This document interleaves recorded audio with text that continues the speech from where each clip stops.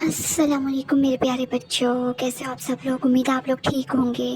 آپ کی دیدی کی ہمیشہ کی طرح آپ سے ایک ہی ریکویسٹ ہے کہ آپ لوگ درود شریف پڑھ لیں تاکہ آج کی کہانی کا ہم باقاعدہ آغاز کر سکیں۔ امید ہے میرے پیارے بچوں نے اپنی پیاری سی دیدی کی بات مانتے ہوئے درود شریف پڑھ لیا ہوگا۔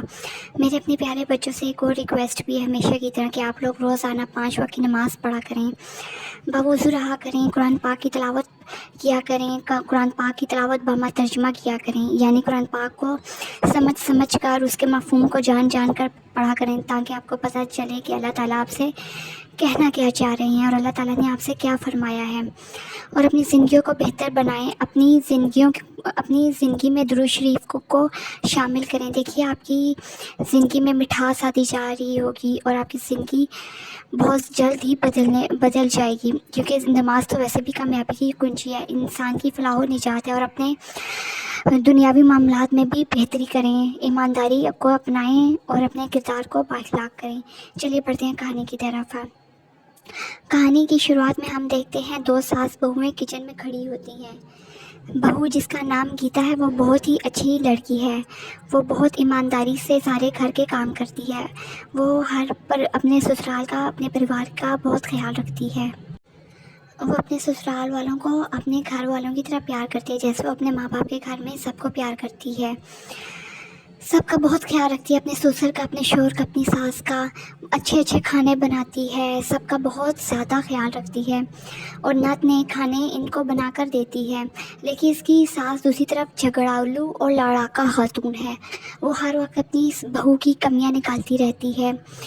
اس کی ساس بالکل بھی اچھی نہیں ہوتی، وہ ہر ایک سے جھگڑتی ہے اور اپنی بہو کو بھی بالکل پسند نہیں کرتی۔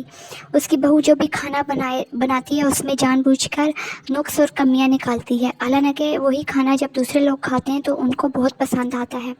وہی لوگ انگلیاں چاٹنے پر مجبور ہو جاتے ہیں اور کہتے ہیں شیلا تمہاری بہو گیتا تو بہت خوب کھانا بناتی ہے، ہماری بہوؤں کو تو یہ ایسا گڑ نہیں آتا، تمہاری بہو کتنی اچھی ہے،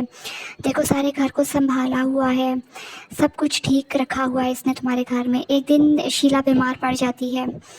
گیتا اس کی بہو اس کا بہت خیال رکھتی ہے، شیلا کا پتی اور اس کا بیٹا کام سے دور ہوتے ہیں، شہر سے باہر ہوتے ہیں، اب گیتا ہی ہوتی ہے جو شیلا کا خیال رکھتی ہے۔ پھر شیلا کو خیال آتا ہے کہ میں نے ہمیشہ اپنی بہو کو غلط سمجھا، جبکہ یہ میری اتنی خیال رکھتی ہے، صرف میرا ہی نہیں بلکہ پورے پریوار کو اپنے پریوار کی طرح پیار دیتی ہے، اس نے کبھی بھی سسرال کو سسرال نہیں سمجھا بلکہ اپنا گھر سمجھا، اور اسی کی طرح اس سے پیار محبت سے رکھا اور ہر ایک کی ضرورت کو پورا کیا، جس کو جس ٹائم چائے چاہیے ہو اسی ٹائم یہ فوراً چائے دیتی ہے، کپڑے استری کرتی ہے، دھوتی ہے، برتن دھوتی ہے، کچن سارا سنبھالا ہوا ہے، یہ کتنی اچھی بہو ہے، لیکن میں نے اس کی کتنی بے قدری کی۔ اب اسے اپنی غلطی پر ندامت ہوتی ہے اور وہ اپنی بہو گیتا سے ندامت ہوتی ہے اور اسے معافی مانگتی ہے، اور یہاں دونوں ساس بہوؤں میں پھر سے محبت ہو جاتی ہے۔